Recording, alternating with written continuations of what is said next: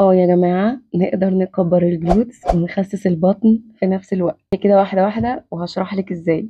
هما 4 حاجات انت محتاجة تركزي عليهم وتعمليهم عشان توصلي للحتة دي. المنطقة دي اللي احنا هنلعب فيها اسمها بادي ريكومبوزيشن، في الآخر إعادة تشكيل شكل جسمي. عندي بطن ما عنديش جلوتس، أعمل إيه؟ واحد، مش هنعمل عجز سعرات كبير، ما لاقيكيش عامله عجز سعرات بال 700 وبال 800 وبال 1000 سعر حراري. هوبا مجنونه فكره الثلاث معالق رز وحته الكوكو وطبق سلطه كبير عشان تملي بطنك عشان ما تاكليش كتير. لا حبيبتي، احنا محتاجينك تاكلي كتير، انت لازم تاكلي كتير. فكره ان انت خايفه تاكلي عشان ما تتخنيش مش هتنفع. تاني حاجه، لما نيجي نخسس دهون، جسمنا كله الدهون بتنزل من جسمنا كله.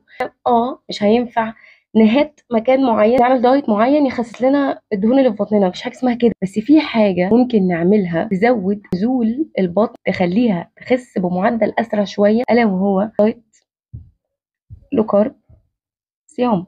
عايزه تنسفي بطنك؟ صيام، صومي، بس مش بغشامه، مش بغشامه، مش بغشامه. شايفاكي اللي هتروحي تصومي 20 ساعه و24 ساعه، شايفاكي على الهادي. صيام بين الوجبات، يعني ما بلقطش، باكل وجبتين كبار في اليوم، بس وجبتين كبار النشويات اللي فيهم احنا مختارينها، مش اي نشويات وخلاص.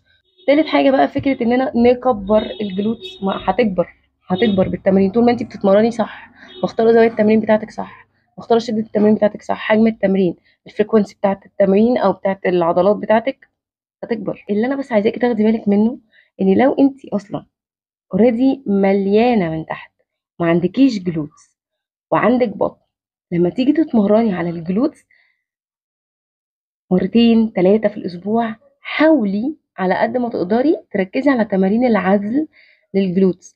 ليه؟ عشان ما نكبرش معاها عضلات الرجل الاماميه والخلفيه، لانها لو كبرت هتضايق. هنحاول نركز شويه في الحته بتاعه تمارين عزل الجلوتس. مش معناه اننا مش هنتمرن اماميه وخلفيه، يعني اماميه وخلفيه اكيد هنتمرن طبعا،